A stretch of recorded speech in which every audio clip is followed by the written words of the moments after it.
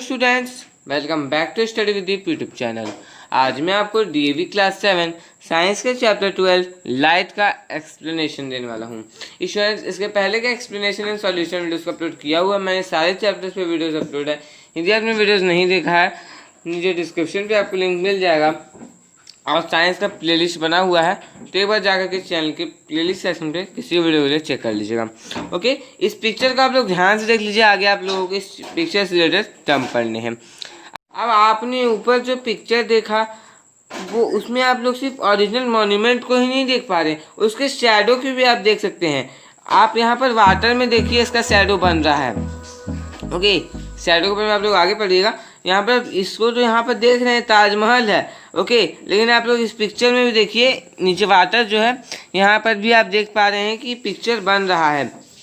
तो ये जो पिक्चर जो कि वाटर जैसे सोर्स में बन रहा है, वाटर एक सोर्स है, ठीक है, जिसको हम लोग जानते हैं। तो ये किस फिनोमिनन के कारण बन रहा है? तो ये बन रहा है रिफ्लेक्शन ऑफ लाइट के फिनोमिना के कारण। आप लोग क्लास 6 में पढ़ चुके हैं कि प्लेन मिरर जो है वो लाइट के डायरेक्शन को चेंज कर सकता है जब लाइट उस पर फॉल करता है। वैसे ही डायरेक्शन का चेंज होता है मिरर के द्वारा रिफ्लेक्शन के दौरान। जब लाइट मतलब मिरर से लाइट का रिफ्लेक्शन होता है तो उस समय भी इसी प्रकार का चेंज हम लोगों को देखने को मिलता है। Reflection of light from plane shiny और polish surfaces mirrors stainless steel spoon plate is known as regular और प्लेन रिफ्लेक्शन। देखिए, एक शाइनी और पॉलिश बोले सरफेसेस हो गया, जैसे कि मिरर्स हो गया, स्टेनलेस स्टील हो गया, स्पून हो गया, इन सभी चीज़ों से जब रिफ्लेक्शन होता है तो उसे कहा जाता है रेगुलर और plane reflection. Okay, regular and plane reflection. ऐसा इसलिए होता है क्योंकि लाइट जो है ये इन सरफेसेस से रिफ्लेक्ट करते हैं एक वेल डिफाइंड और ऑर्डरली मैनर में, और अक्सर जो है ये ग्लेयर में रिजल्ट करते हैं। तो हम लोगों ने पढ़ा कि एक वेल डिफाइंड ऑर्डरली मैनर में जब रिफ्लेक्शन होता है, जब non shiny non polish surfaces से रिफ्लेक्शन होता है, इरेगुलर सरफेसेस से रिफ्लेक्शन होता है, तो ये अक्सर एक इरेगुलर डिफ्यूज मैनर में ही टेक प्लेस करता है और इसे कहा जाता है डिफ्यूज रिफ्लेक्शन।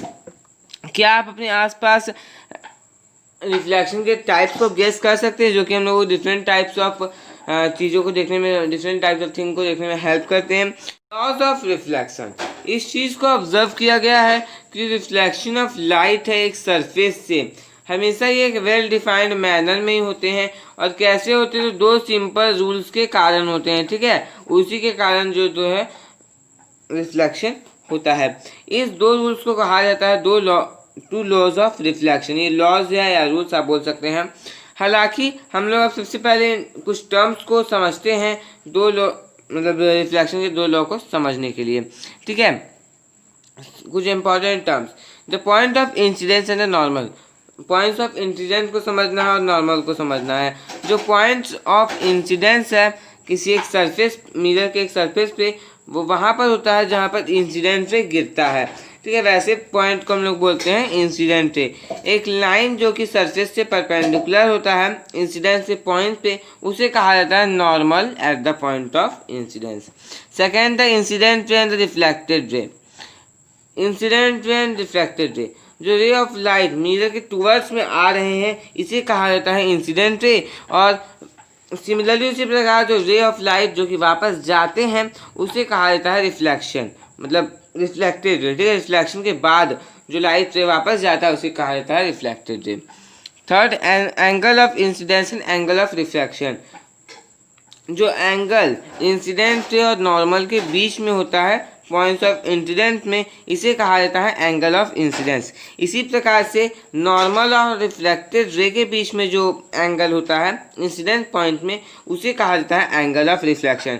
इन टर्म्स को समझना बहुत ही ज़रूरी है स्टूडेंट्स, ओके, इसलिए मैं आपको इजीली समझा रहा हूँ, आप लोग बहुत इजीली इस चीज़ को समझ सकते हैं। ध्यान से सुनिएगा, आगे बहुत ही हम लोग इंपॉर्टेंट चीज़ें पढ़ने वाले हैं। फोर्थ हमारे पास आता है the plane of incidence and the plane of reflection. तो क्या क्या पढ़ लिया? इंसिडेंट पॉइंट पढ़ लिया, नॉर्मल पढ़ लिया, इंसिडेंट रे, रिफ्लेक्टेड रे। देखिए, किसी में डिफ्रेंशिएशन भी आ सकता है, एक्सप्लेनेशन भी आ सकता है कि explain incident ray, reflected ray, differentiate is between incident ray reflected ray. तो आप लोगों को पूरा कॉन्सेप्ट क्लियर होना चाहिए, एक एक टर्म्स को आप लोगों को अच्छे से समझना चाहिए ताकि कोई भी क्वेश्चन आ जाए तो आप लोग इजीली उस चीज़ को बना सके, उस चीज़ में लिख सकें। ओके, और बाकी मैं आप लोगों को समझा ही दे रहा हूँ। चलिए, हम लोग जानते हैं कि हम लोग एक लाइन को डिफाइन करने के लिए दो पॉइंट्स को यूज़ करते हैं, और दो लाइंस को डिफाइन करने के लिए मतलब दो लाइंस का यूज़ करते हैं एक प्लेन को डिफाइन करने के लिए। प्लेन जो है इसे इंसिडेंट रे की तरह डिफाइन किया जाता है, और पॉइंट्स ऑफ इंसिडेंट में जो नॉर्मल होता है उसके तरह डिफाइन किया जाता है, तो इसे कहा जाता है प्लेन ऑफ इंसिडेंस। उसी प्रकार से प्लेन जो है ये रिफ्लेक्टेड रे और पॉइंट ऑफ इंसिडेंट पे जो नॉर्मल है उसके तरह डिफाइन किया जाता है, जिसे कहा जाता है प्लेन ऑफ रिफ्लेक्शन। एक एक टर्म्स को इजीली समझिए स्टूडेंट्स। ओके, अब एक्टिविटी 2 हम लोग देख लेते हैं। एंगल ऑफ इंसिडेंस और एंगल ऑफ रिफ्लेक्शन के बीच का जो रिलेशनशिप है इसे समझने के लिए एक ड्राइंग बोर्ड लेना है, और प्लेन मिरर को आप लोगों को उसके अपराइट में वर्टिकली रखना है, मतलब उसके सेंटर पे। आप लोगों को एक सिलेंड्रिकल ट्यूब लेना है, कार्डबोर्ड, एक नैरो ओपनिंग मतलब उसके फ्रंट में नैरो ओपनिंग होना चाहिए, और उसका एक इंक्लाइंड पोजीशन होना चाहिए उसके फ्रंट इन में, ठीक है, जो कि मिरर को टच करते हुए। आप लोगों को एक पावरफुल टॉर्च लेना है, और उस ट्यूब में आप लोगों को डायरेक्टली डालना है। जो दो हम लोगों ने लिया है सिलेंड्रिकल ट्यूब, उससे हम लोगों को उस पर डायरेक्टली पावरफुल टॉर्च का एक लाइट डालना है, ठीक है। अपने फ्रेंड को बोलना है, घर में आपके जो भी भाई बहन उसको बोलना है कि आप लोग क्या कीजिए ना कि एक उसी प्रकार के सिलेंड्रिकल ट्यूब को होल्ड करके रखिए, पकड़ करके रखिए, ठीक है, जो कि एंगल को मैच करे, सेम एंगल होना चाहिए। अब अपने एंगल को अपने ट्यूब को आप लोगों को मूव करना है डिफरेंट एंगल्स में अपने प्लेन मिरर के साथ। आपका ऑब्जर्वेशन क्या है, आपका फ्रेंड जो है वो रिफ्लेक्टेड रे को देख पा रहा है जो कि सेकेंड ट्यूब से बाहर आता है। लोग एक सर्कल ऑफ रिफ्लेक्टेड लाइट को देख पाएंगे सेकेंड ट्यूब के इन में, जो कि सेकेंड ट्यूब की तरफ प्रोवाइड किया गया है, और ये करेक्ट एंगल में ओरिएंट हो रहा है, मतलब कि angle of incident is equal to angle of reflection. जो लाइट है ये रिफ्लेक्टेड है मिरर से, और वो जो सेकेंड ट्यूब से आ रहा है अपने इन में, जब वो एंगल ऑफ रिफ्लेक्शन पे फॉल करता है तो वह एंगल ऑफ इंसिडेंस के इक्वल होता है। हालांकि जब लाइट रे नॉर्मली मिरर पे फॉल करता है तो ये रिफ्लेक्ट इस टाइप से होता है कि ये उसके अपोजिट डायरेक्शन में पाथ को रिट्रेस करता है। अब देखिए यहाँ पर आप एक चीज़ और ध्यान में रखिए कि आप लोग जो है इसे लेज़र पॉइंट के हेल्प से भी परफॉर्म करके देख सकते हैं इस एक्टिविटी को। हालांकि आपको एक टीचर और इंस्ट्रक्टर के गाइडेंस में इस चीज़ को करना है जब आप इस सेटअप को यूज़ कीजिएगा। ओके, अकेले नहीं करना है, किसी टीचर किसी गार्जियन के गाइडेंस में करना है, इंस्ट्रक्टर के गाइडेंस में करना है, और इस केस में अप्रोप्रिएट प्रिकॉशंस भी आप लोगों को लेने पड़ेंगे, ठीक है। ज़्यादा रहेगा अच्छा कि आप लोग इसी को कीजिए, मैंने आपको समझा दिया आप कैसे कर सकते थे, आपके पास अवेलेबल है तो आप इस एक्टिविटी को घर में करके देख सकते हैं और समझ सकते हैं। ओके, अब आप लोग दो लॉज ऑफ रिफ्लेक्शंस को एक साथ रखिए जो कि इमेज फॉर्मेशन में हेल्प करते हैं, गवर्न करते हैं। ओके, जो टू लॉज ऑफ रिफ्लेक्शन वो क्या क्या है? The incident ray, the normal at the point of incidence and the reflected ray all lie in the same plane. बोला जा रहा है कि जो इंसिडेंट रे है, जो नॉर्मल है पॉइंट ऑफ इंसिडेंट पे, और जो रिफ्लेक्टेड रे सभी एक ही प्लेन में रहते हैं। सेकेंड लॉ ये बोलता है कि जो एंगल ऑफ इंसिडेंस और एंगल ऑफ रिफ्लेक्शन है ये दोनों इक्वल है एक दूसरे के। मैंने आपको यहाँ पर समझाया था कि angle of incidence is equal to angle of reflection. इस एक्टिविटी को समझ लीजिएगा तो आप सारे रिलेशन को कर पाइएगा। ओके, अब इन दो लॉस को के यूज से हम लोग आगे के केसेस को समझ पाएंगे और सिचुएशंस को समझ पाएंगे। देखिए, इमेज फॉर्मेशन, जो लॉ ऑफ रिफ्लेक्शन है ये हम लोगों को इमेज के फॉर्मेशन को समझने में हेल्प करते हैं मिरर्स के द्वारा, जिस प्रकार से इमेज का फॉर्मेशन होता है। Formation of image by plane mirror. आप लोग क्या करना है कि एक पॉइंट को कंसिडर करना है, लाइट सोर्स, ठीक है। जैसे कि अभी फिगर में देख पा रहे हैं कि यहाँ पर लाइट सोर्स एस को मान लिया गया है, एस पॉइंट को। अब उसके फ्रंट में वो जो है एक प्लेन मिरर के फ्रंट में रहेगा mm, ये प्लेन मिरर mm देखिए यहाँ पर mm एक प्लेन मिरर है, इसके फ्रंट में एक लाइट सोर्स है। ओके, दो रेस को आप लोगों को ड्रॉ करना है, किसी भी दो रे को, चाहे आप बोल सकते हैं ऐसे और एस बी, इस सोर्स से और एक मिरर में आप लोग उस दोनों को सोर्स को मिलाना है, ठीक है। एस ए और एस बी एक मिरर में होने चाहिए, ठीक है।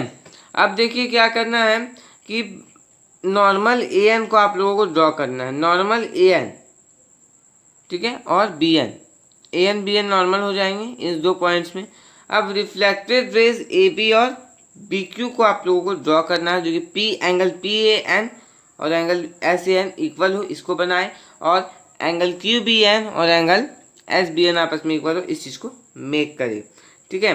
जो दो रिफ्लेक्टेड रेज है ए पी और बी क्यू, देखिए ए पी कौन सा है समझिए इस फिगर के थ्रू, ए पी कौन सा है ये वाला, और बी क्यू ये वाला है, लाइट रे आया है एस ए और एस बी आया है एक लाइट रे। ओके, रिफ्लेक्टेड रे आपका हो जा रहा है ए पी और बी क्यू, ठीक है। एंगल कौन कौन सा बन रहा था, एंगल पी ए एन, देखिए ये बन रहा है angle P A N, okay.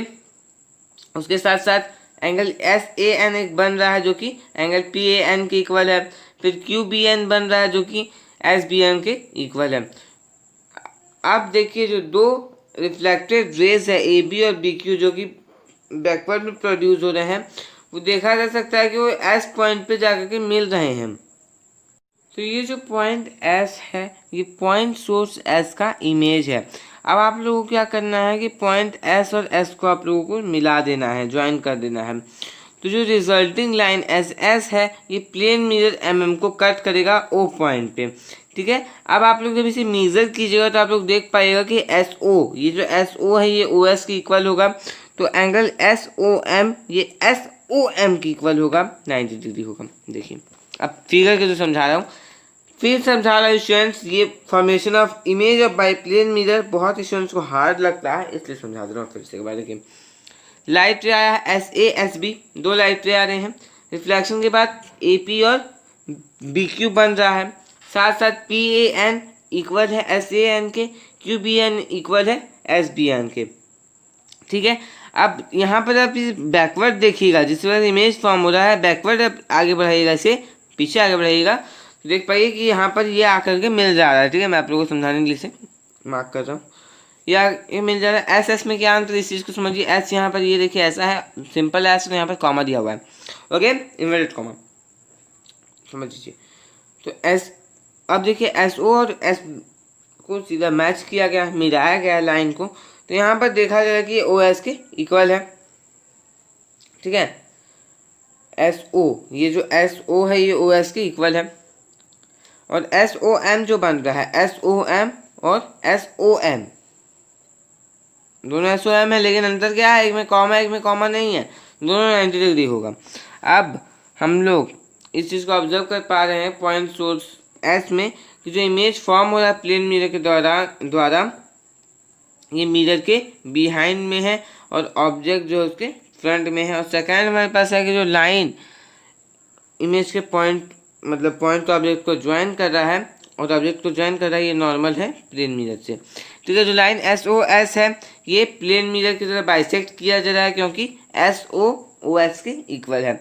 ऊपर वाले केस में हम लोग दो रिफ्लेक्टिव रेज को पा रहे हैं, प्राप्त कर पा रहे हैं A P N B Q, जो कि एक दूसरे से दूर जा रहे हैं प्लेन मिरर के रिफ्लेक्शन के बाद। हालांकि वो एस पॉइंट पे मिल तो रहे हैं जब उसे बैकवर्ड प्रोड्यूस किया, आगे जाके पता नहीं मिल नहीं रहे हैं, आगे जाके नहीं मिल रहे हैं, पीछे जब उसे बैकवर्ड प्रोड्यूस किया जा रहा है वो मिल जा रहे हैं।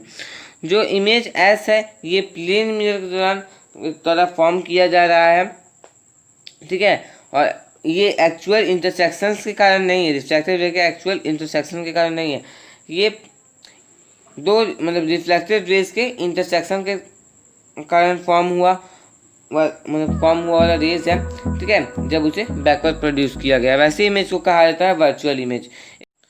एक वर्चुअल इमेज एक ऐसा इमेज है जो कि रिफ्लेक्टेड रेज के अपेरेंट इंटरसेक्शन के कारण फॉर्म होता है। यहाँ पर कोई भी एक्चुअल इंटरसेक्शन नहीं है रिफ्लेक्टेड रेज का।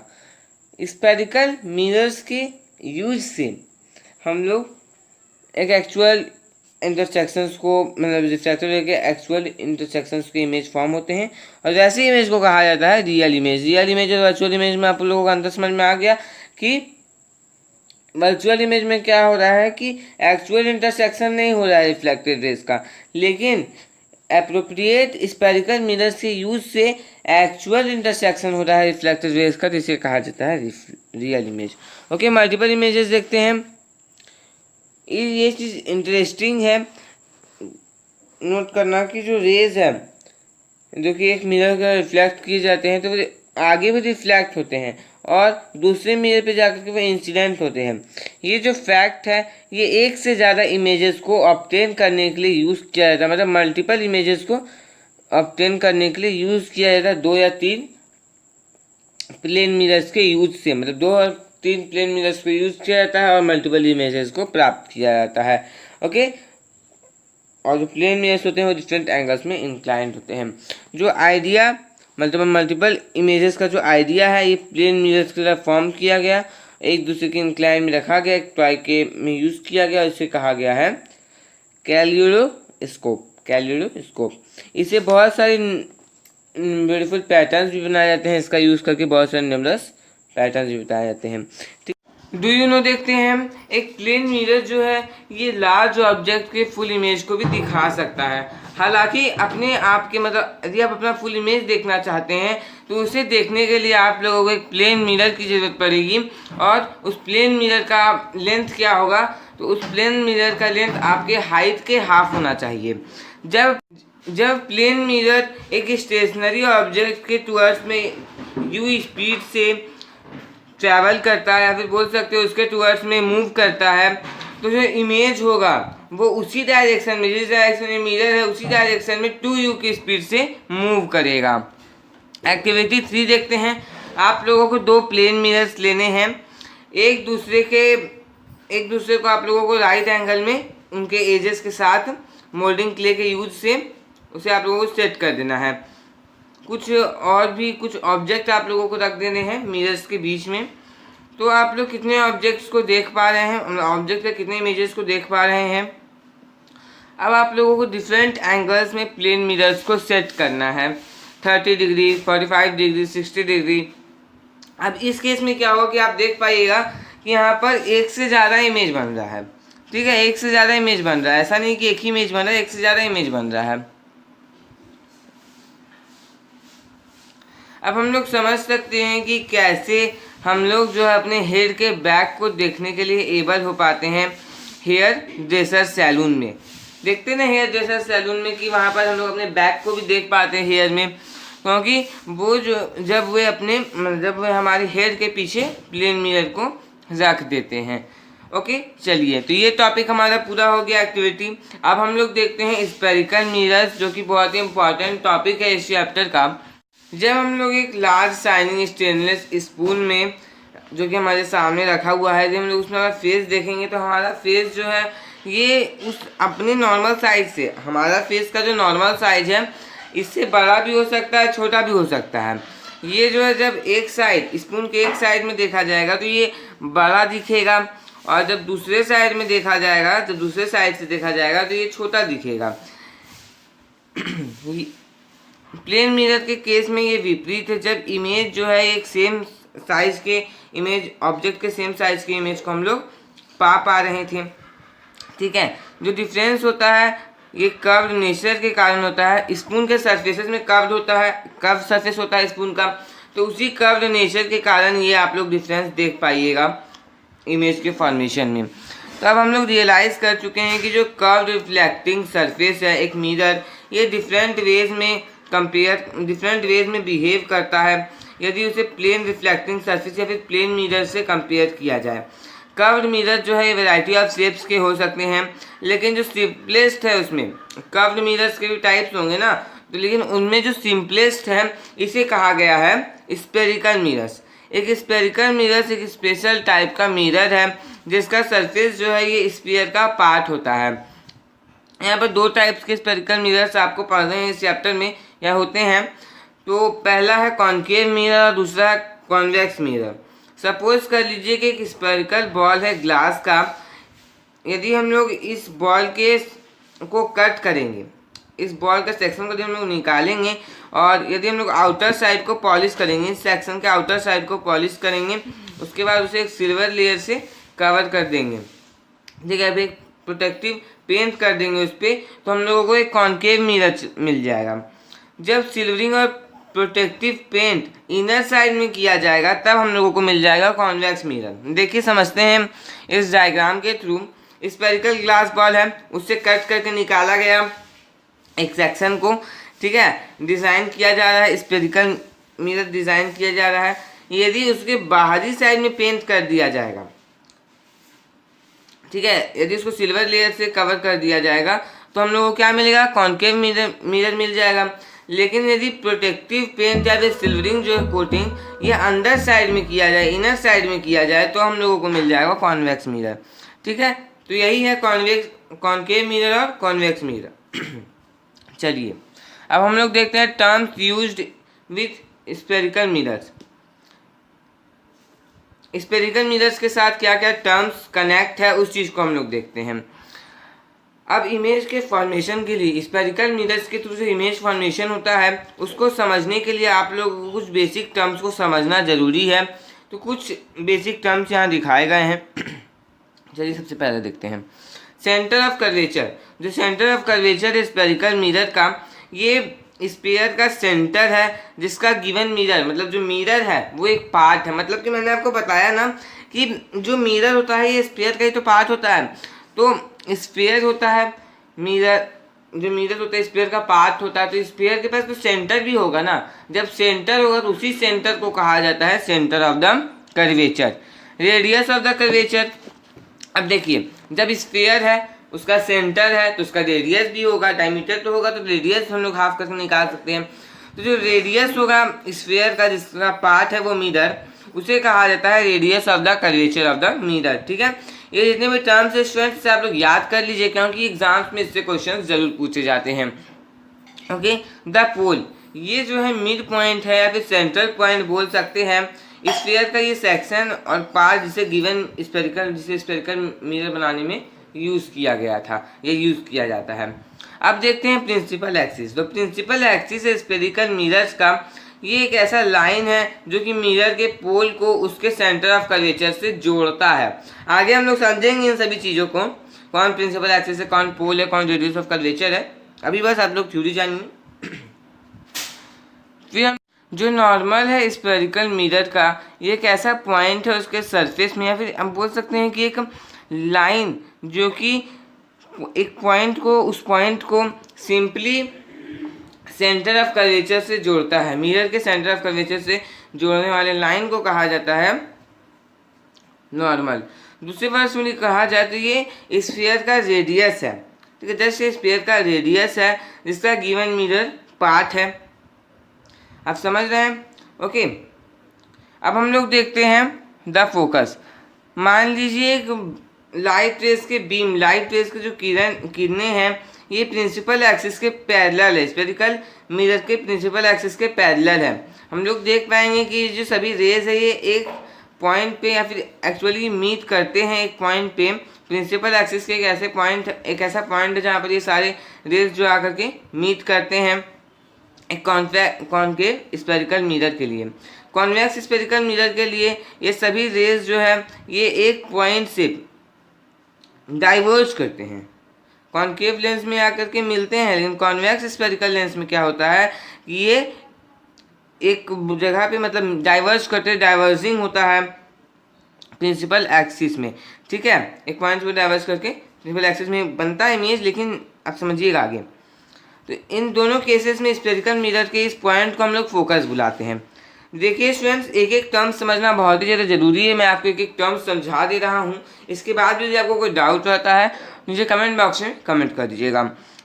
अब देखते हैं द फोकल लेंथ, जो डिस्टेंस पोल और फोकस के बीच में, मिरर के पोल और फोकस के बीच में जो डिस्टेंस होता है इसे उसका फोकल लेंथ कहा जाता है।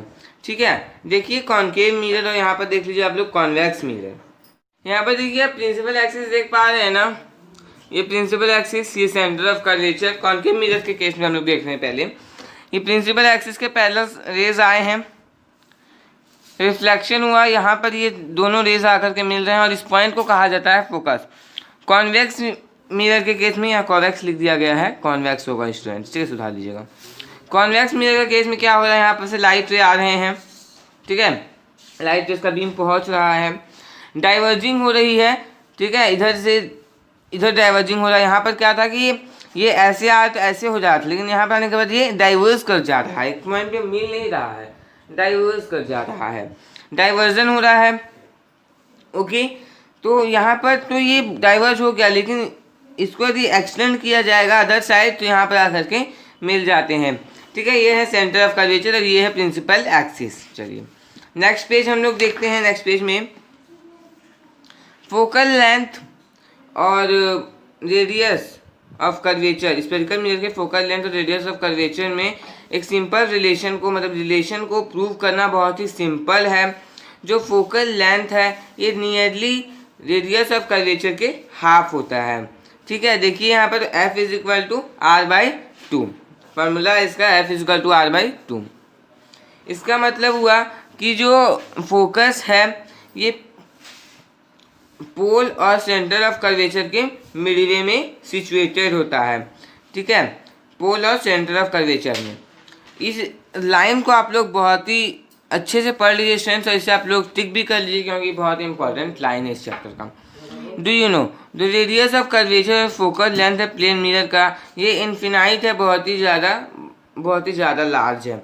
एक्टिविटी 3 देखते हैं। To find the focus of a given concave mirror, एक कॉन्केव स्फेरिकल मिरर आप लोगों को लेना है, वाइट शीट आप लोगों को एक लेना है, ठीक है, वाइट पेपर का आप लोगों को एक शीट लेना है। अब कॉन्केव मिरर को टेबल लैंप के थोड़ी दूरी में फ्रंट में रखना है, ठीक है, होल्ड करके रखना है, और इसके साथ साथ वाइट पेपर का शीट भी उसके फ्रंट में आप लोगों को रखना है। मिरर को एडजस्ट करना है, और जो पोजीशन है सीट का, इस चीज़ को हम लोग देख पाएंगे कि जो पोजीशन है सीट का, इसको आप लोग एडजस्ट कर दीजिए। आप लोग देख पाइएगा कि जो रेज ऑफ लाइट है, लाइट की जो रेज है ये सीट के एक पॉइंट पे कंसंट्रेट करे आकर के मिल रहा है। ये जो पॉइंट है ये फोकस, इस कॉन्केव मिरर का ये है फोकस। जो ब्राइट स्पॉट होगा फोकस में ये लैंप का रियल इमेज होगा। यदि हम लोग इस एक्सपेरिमेंट को सनलाइट में करते हैं और मैच स्टिक के टिप को फोकल पॉइंट पे, मिरर के फोकल पॉइंट पे रखते हैं, तो लाइकली एक फायर को कैच कर लेगा, मतलब उसमें आग लग जाएगी, फायर लग जाएगा। जिस प्रकार से मैच स्टिक को हम लोग रब करते हैं तो वहाँ फायर लगता है, उसमें वो फायर कैच कर लेता है, उसी प्रकार से यहाँ पर भी होगा यदि हम लोग इसको सनलाइट में करेंगे, ठीक है। यदि हम लोग ब्लैक पेपर शीट लेंगे वाइट पेपर शीट के जगह में, तो ये जो है वहाँ जलने के बाद एक होल हो जाएगा उस पॉइंट पे, ठीक है, फोकस के करस्पॉन्डिंग में, गिवन कॉन्केव मिरर के फोकस के करस्पॉन्डिंग में वहाँ पर एक होल हो जाएगा। अब देखिए यहाँ पर वार्निंग है आप लोगों के लिए, यदि आप इस एक्टिविटी को घर में करके देखते हैं या फिर सनलाइट के सामने करके देखते हैं, तो आप लोगों को ध्यान में रखना है कि अपने आइज़ को आप लोगों को प्रोटेक्ट रखना है रिफ्लेक्टेड सनलाइट से। इसके साथ साथ हम लोग ये भी इंश्योर करना है कि हमारा जो आइज़ है ये सन को फेस नहीं करे, ठीक है। चलिए laws of reflection and spherical mirrors. Laws of reflection क्या क्या है, स्फेरिकल मिरर्स, इसके बारे में हम लोग जानते हैं। जो स्पेशल प्रॉपर्टीज़ है स्फेरिकल मिरर्स का, ये रिफ्रैक्शन के लॉज के एप्लीकेशंस है। सभी पॉइंट पे जो स्फेरिकल मिरर्स है ये एक इंसिडेंट रे को रिफ्लेक्ट करते हैं, इस वे में करते हैं कि जो एंगल ऑफ रिफ्लेक्शन है ये एंगल ऑफ इंसिडेंट के इक्वल हो। इसको टिक कीजिए स्टूडेंट्स। यदि एक रे इंसिडेंट होगा एक ऐसे वे में कि वो स्फेरिकल मिरर्स के फोकस से पास करेगा, स्फेरिकल मिरर्स के फोकस से पास करेगा, ठीक है, तो ये जो स्फेरिकल मिरर है फोकस का, तो ये प्रिंसिपल एक्सिस के पैरेलल हो जाएगा रिफ्लेक्शन के बाद। एक रे प्रिंसिपल एक्सिस के पैरेलल है यदि, तो वो मिरर के फोकस से पास करेगा रिफ्लेक्शन के बाद।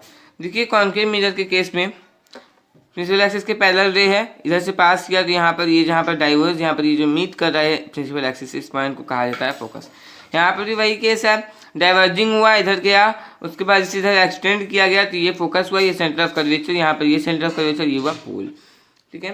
सेकेंड है कि एक रे को स्फेरिकल मिरर के फोकस के टुवर्ड्स में डायरेक्ट किया गया तो ये प्रिंसिपल एक्सिस के पैरेलल हो गया, रिफ्लेक्शन के बाद ये प्रिंसिपल एक्सिस के पैरेलल हो गया। देखिए ये कैसे हुआ, समझिए स्टूडेंट्स, एकदम उल्टा है।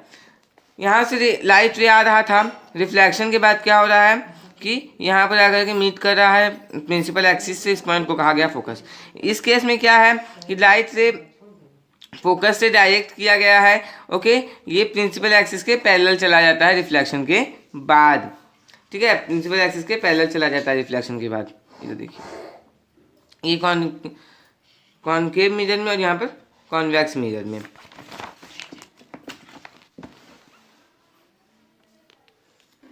एक रे को सेंटर ऑफ कर्वेचर के टुवर्ड्स में डायरेक्ट किया गया, स्फेरिकल मिरर के सेंटर ऑफ कर्वेचर के टुवर्ड्स में डायरेक्ट किया गया, तो रिफ्लेक्शन के बाद वो अपने पाथ को रिट्रेस कर लेता है। यहाँ पर देखिए कॉनकेव मिरर और कॉन्वेक्स मिरर के केस में,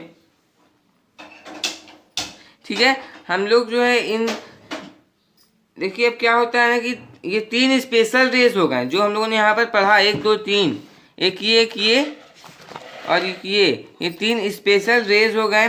और इमेज के डिटेल्स को पाने के लिए, ऑब्टेन करने के लिए हम लोग इनमें से किसी 2 का यूज़ करते हैं।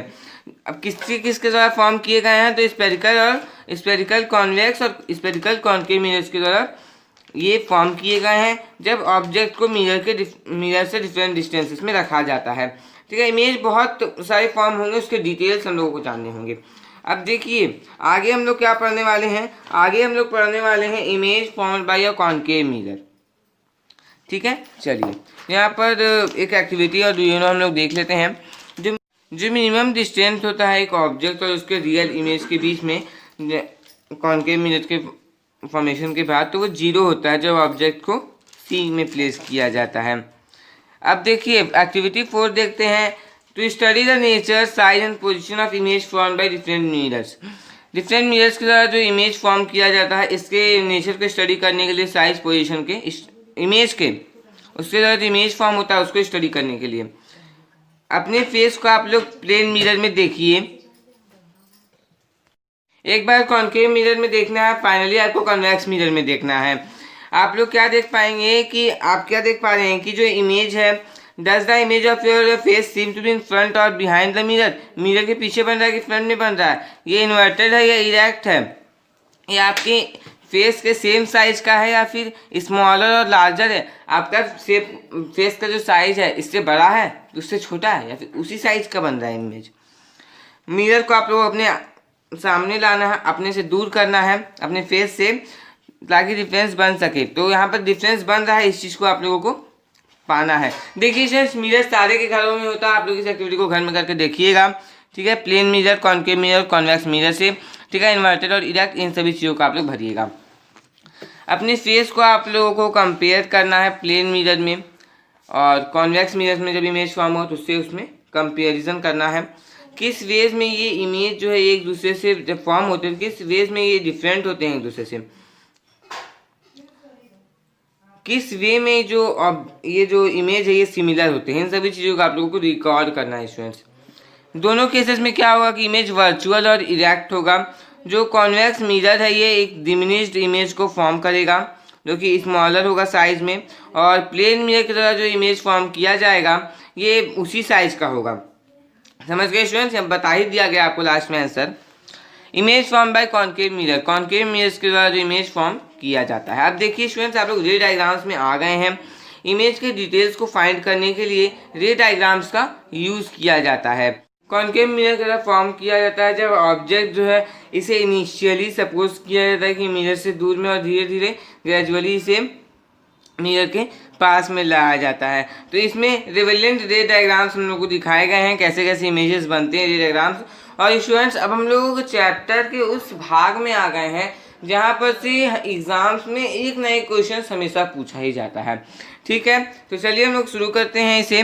When the object is far away beyond the centre of curvature of the mirror, देखिए जब ऑब्जेक्ट दूर में रहता है सेंटर ऑफ कर्वेचर के बियॉन्ड में रहता है, रे ए एल पैरेलल है प्रिंसिपल एक्सिस से। देखिए यहाँ पर समझिए स्टूडेंट्स, रे ए एल। अब मैं आपको इतना इजली समझाऊंगा कि आप सारे रे डायग्राम्स आपके माइंड में सेट हो जाएंगे एग्जाम्स में। आप लोग यदि ये लिख दिया गया है तो आप लोग इजली बना पाइएगा। देखिए रे ए एल कौन सा हुआ, ये वाला हुआ रे एल जो इधर से जा रहा है, ये आपका हो गया मिरर, कॉनकेव मिरर। रे ए एल प्रिंसिपल एक्सिस के पैरेलल है, मैं आपको बता दे रहा हूँ, ठीक है।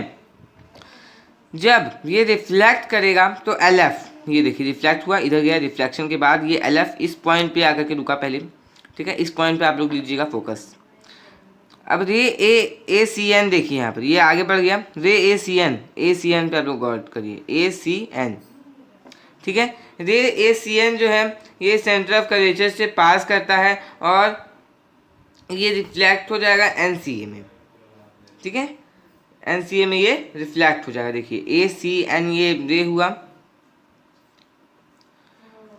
ये जो दो रेज है ये A पॉइंट पे इंटरसेक्ट कर रहे हैं, एक ये और एक ये A पॉइंट पे इंटरसेक्ट कर रहे हैं। जो इमेज हुआ, ध्यान देंगे, जो इमेज हुआ फॉर्म ये AB, ये इमेज AB फॉर्म हुआ।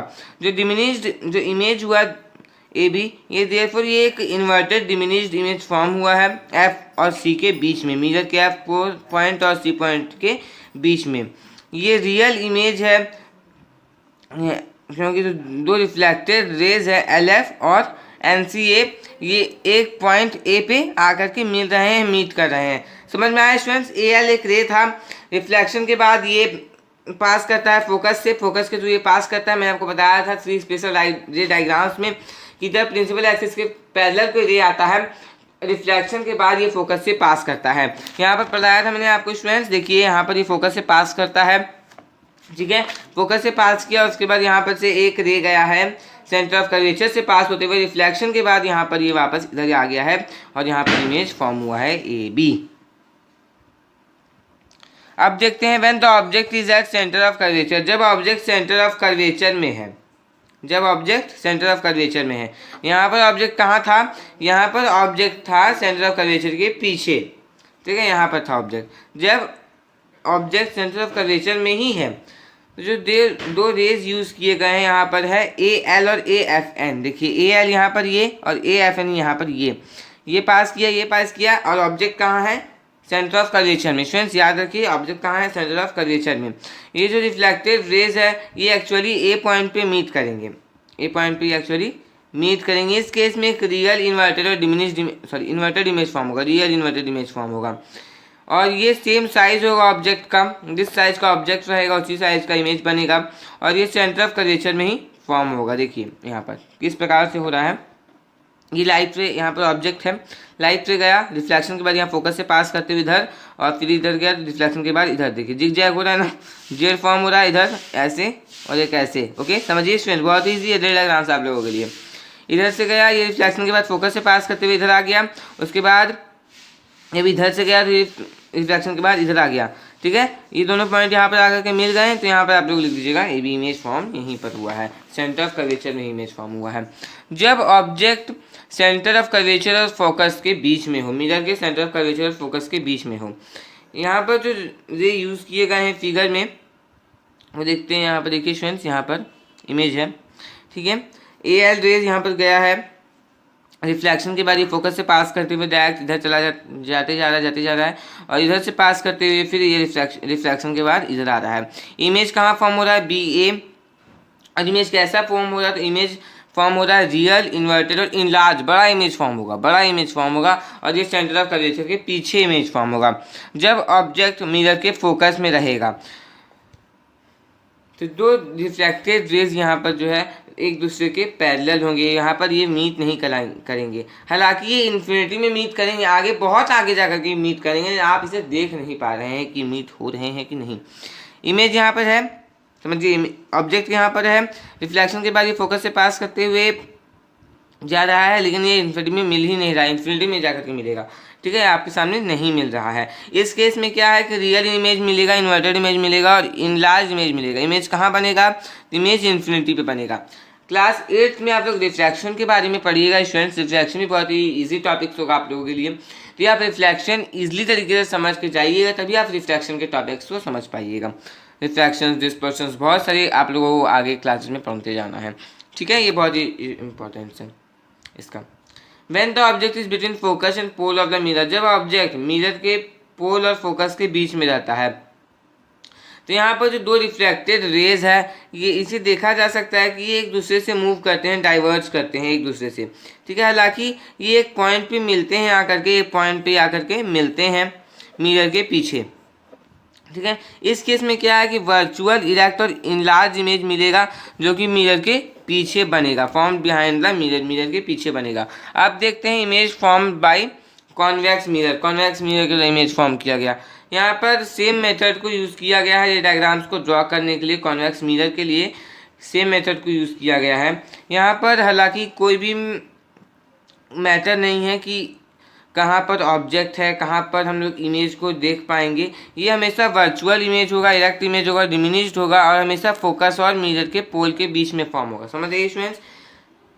क्या था हम लोगों ने कॉन्केव मिरर में क्या पढ़ा, एक एक रे डायग्राम्स को पढ़ा, कहाँ इमेज फॉर्म होगा एक एक के बारे में पढ़ा। ठीक है, एक एक के बारे में पढ़ा, कहाँ इमेज फॉर्म होगा, कैसा इमेज फॉर्म होगा, रियल, इन्वर्टेड, इरेक्ट, डिमिनिश्ड, सारे के बारे में पढ़ा। लेकिन कॉन्वेक्स मिरर में क्या है ना कि इमेज हमेशा फोकस और पोल के बीच में फॉर्म होगा और ये वर्चुअल, इरेक्ट और डिमिनिश्ड ही होगा हमेशा। चलिए इस रे डायग्राम के थ्रू समझिए। ऑब्जेक्ट यहाँ पर रखा गया है, लाइट रे गया, डाइवर्जिंग हुआ इधर ऊपर और ये इससे ऐसे जा रहा है। ठीक है, इसे जब एक्सटेंड किया गया इधर साइड में तो ये रेज और इसका रे एक्सटेंड करने के बाद एक पॉइंट पर आकर के मिल रहा है, तो इस पॉइंट को कहा गया है ए बी। ठीक है, कहाँ पर इमेज फॉर्म हुआ है तो यहाँ पर फोकस था और फोकस और पोल के बीच में यहाँ पर इमेज फॉर्म हुआ है। अब इन रिजल्ट्स को, दो मिनट्स के लिए इन रिजल्ट्स को एक टेबल के फॉर्म में बताया गया है, समराइज किया गया है। ठीक है, देखिए सीरियल नंबर यहाँ पर एक साइड दिया हुआ है, ऑब्जेक्ट डिस्टेंस का है बियॉन्ड सी, मतलब सी के पीछे, पी का मतलब हुआ फोकस, एफ का मतलब हुआ फोकस, पी का मतलब हुआ पोल, एफ का मतलब हुआ फोकस और सी का मतलब हुआ सेंटर ऑफ कर्वेचर। सी के पीछे है कॉन्केव मिरर में इमेज कैसा फॉर्म होगा, कॉन्केव मिरर में real, inverted, diminished image form होगा एफ और सी के बीच में। कॉन्वेक्स मिरर में virtual, erect, diminished image form होगा पी और एफ के बीच में। सी पॉइंट में इमेज को रखा गया, सॉरी ऑब्जेक्ट को रखा गया, इमेज रियल, इन्वर्टेड फॉर्म होगा, इक्वल होगा साइज में और सी में फॉर्म होगा।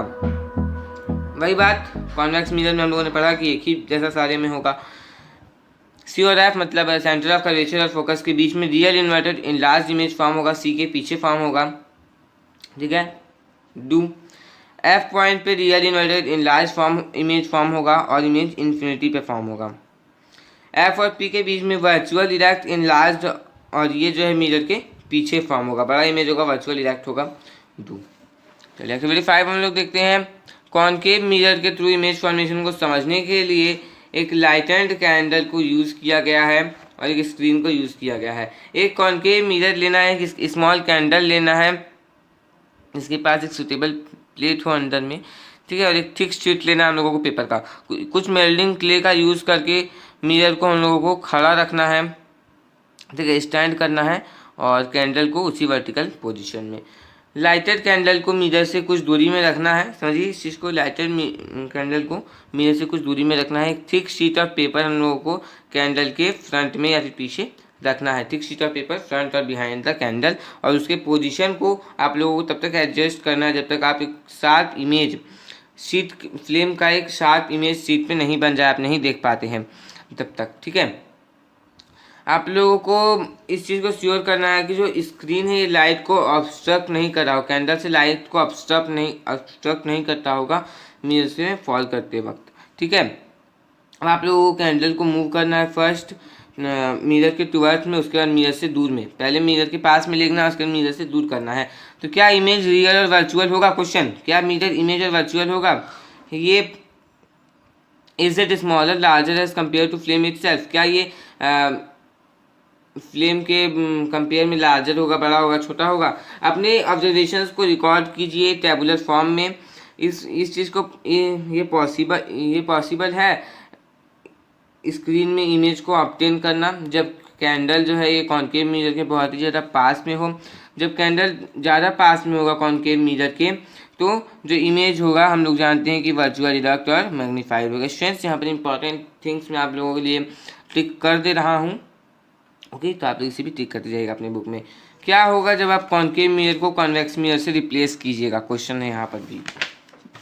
अब हम लोग देखते हैं प्रैक्टिकल यूजेज ऑफ मिरर, सारे आंसर आप लोगों को वहाँ पर मिल गए।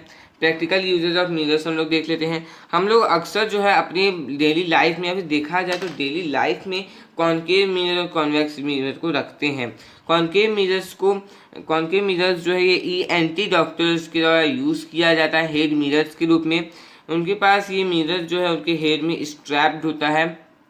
लैंप से लाइट मिरर में फॉल करवाया जाता है। रिफ्लेक्शन की बात क्या होता है कि ये पेशेंट के थ्रोट में, गले में या फिर कान में फोकस होता है। ठीक है, जो डॉक्टर है उसके बाद वो उस पार्ट को क्लियरली एग्जामिन कर पाते हैं, मतलब कि देख पाते हैं। डेंटिस्ट भी जो है ये कॉनकेव मिरर को यूज़ करते हैं टीथ के मैग्नीफाइड इमेज को प्राप्त करने के लिए। कॉनकेव मिरर्स जो है ये लाइट के रिफ्लेक्टर्स के रूप में काम करते हैं, टॉर्चेज में, टॉर्च जो होता है उसमें काम करते हैं। ठीक है, कॉन्वेक्स मिरर्स जो है इनके ये जो है गुड रियर व्यू, मतलब पीछे मोटर व्हीकल्स में जो मिरर्स होते हैं उसके पीछे की इमेज को देखने में भी एक अच्छा सर्व करते हैं, अच्छा मदद करते हैं। ये ड्राइवर्स को हेल्प करते हैं कि ये अपने पीछे के ट्रैफिक को देख पाएँ। ठीक है, आपने आई स्पेशलिस्ट को एक स्पेशल इंस्ट्रूमेंट यूज़ करते हुए देखा होगा, इसे ऑप्थाल्मोस्कोप कहा जाता है। इसमें कॉनकेव मिरर्स फिटेड होते हैं और इसके सेंटर के पास एक स्मॉल होल होता है। जो कॉनकेव मिरर है ये डॉक्टर को हेल्प करते हैं कि वो डायरेक्ट कर पाएँ बीम ऑफ लाइट को पेशेंट के आई पे, और उसका जो रेटिना है ये क्लियरली वो देख पाएँ मिरर के होल से। समझ आया स्टूडेंट्स क्या होता है इसमें? यहाँ पर देखिए rear view of mirror of a car, mirror के स्पेलिंग पर गलती दिया हुआ है, यहाँ पे सुधार लीजिएगा। Rear view mirror of a car, देखिए ये मिरर है, पीछे देखा जा रहा है इससे। ठीक है, पीछे कैसा कार आ रहा है, येलो रंग का कार आ रहा है पीछे। ऑप्थाल्मोस्कोप देखिए यहाँ पर कितना ईजिली यहाँ पर आई चेकअप होता है, रेटिना देखा जाता है होल से। ठीक है, हम लोग सभी जानते हैं कि हम लोगों को टेलीस्कोप का भी ज़रूरत पड़ता है डिस्टेंट हेवनली ऑब्जेक्ट्स को देखने के लिए। टेलीस्कोप को कॉन्वेक्स मिरर, कॉन्वेक्स लेंस या फिर सुटेबली शेप्ड कर्व्ड मिरर्स के यूज से बनाया जाता है। अब द टू टेलीस्कोप जो है ये मिरर्स को यूज़ करके बनाए जाते हैं सेवरल एस्पेक्ट्स में। कर्व्ड मिरर्स जो है देयरफॉर इन्हें यूज़ किया जाता है लार्ज रिफ्लेक्टिव टाइप टेलीस्कोप्स को बनाने में, डिज़ाइन करने में। पीपल्स को प्लेन मिरर की ज़रूरत होती है जब वो ड्रेसिंग अप करते हैं, मतलब जब हम लोग तैयार होते हैं तो लोग मिरर्स के सामने ही तो तैयार होते हैं। कहीं अब पार्टी वार्टी में जाना रहता है हम लोगों को, बर्थडे पार्टी में या फिर कहीं भी जाना रहता है, किसी के घर भी जाना रहता है, हम लोग तैयार होते हैं तो प्लेन मिरर के सामने ही तो ड्रेसिंग अप हम लोग करते हैं। हेयर को कॉम्ब करते हैं, बाल झाड़ते हैं, बियर्ड मतलब कि दाढ़ियाँ बनाते हैं लोग, पीपल्स, और भी बहुत काम हम लोग प्लेन मिरर्स के सामने करते हैं। हम लोग सभी जानते हैं कि प्लेन मिरर्स को क्लेरियोस्कोप में यूज़ किया जाता है। उसी प्रकार से प्लेन मिरर्स को साइंटिफिक मीटर्स बनाने में भी यूज़ किया जाता है और पेरिस्कोप बनाने में भी यूज़ किया जाता है। जो पेरिस्कोप है ये एक सिंपल डिवाइस है जो कि हम लोग को ओवरहेड ऑब्जेक्ट्स को देखने में हमारा हेल्प करता है, जो कि हमारे साइट के डायरेक्टली रेंज में नहीं रहता है। ओके, चलिए तो स्टूडेंट्स इसी के साथ हम लोगों का ये चैप्टर पूरा हो गया। एक एक टॉपिक्स को मैंने इस वीडियो में कवर किया है, मैंने आपको एक एक टॉपिक्स ईजी वे में समझाया है स्टूडेंट्स। ओके, तो यदि आपको वीडियो अच्छा लगा तो लाइक कर दीजिए, और यदि आप मेरे चैनल पर नए हैं तो चैनल को सब्सक्राइब करके बेल आइकन को प्रेस करके ऑल पे प्रेस कर लीजिए, क्योंकि मैं आपके लिए एजुकेशनल वीडियोस ला सकता हूँ। और स्टूडेंट्स इसके पिछले चैप्टर्स के वीडियोज़ भी अपलोड है, और आगे के चैप्टर्स के वीडियोस मेरे सेकंड चैनल पे अपलोड हो रहे हैं। यदि आपने वीडियोस नहीं देखा है तो डिस्क्रिप्शन पे आपको लिंक मिल जाएगा मेरे सेकंड चैनल का, जा करके मेरे सेकंड चैनल को भी आप लोग जरूर सब्सक्राइब कर लीजिएगा, क्योंकि सेकंड चैनल पे भी मैं आपके लिए ऐसे एजुकेशनल वीडियोस लाता रहता हूँ। स्टूडेंट्स वीडियो कैसा लगा कमेंट बॉक्स में कमेंट करके जरूर बताइएगा, और चैनल को सब्सक्राइब करना आप लोग बिल्कुल नहीं भूलिएगा। मेरा भी चैनल सब्सक्राइब कर लीजिएगा और मेरे सेकंड चैनल को भी आप लोग सब्सक्राइब कर लीजिएगा। ओके स्टूडेंट्स, डिस्क्रिप्शन पे लिंक दिया हुआ है। और अदर सब्जेक्ट्स के वीडियोस अपलोड है students, math, social science, Hindi, English. यदि आपने वीडियोस नहीं देखा है तो हर एक सब्जेक्ट का सेपरेट प्लेलिस्ट बना हुआ है, ये आपको मेरे चैनल की प्लेलिस्ट सेक्शन पे मिल जाएगा। तो किसी वीडियो के लिए चैनल के प्लेलिस्ट सेक्शन को आप लोग जरूर चेक कर लीजिएगा। Okay, thanks for watching.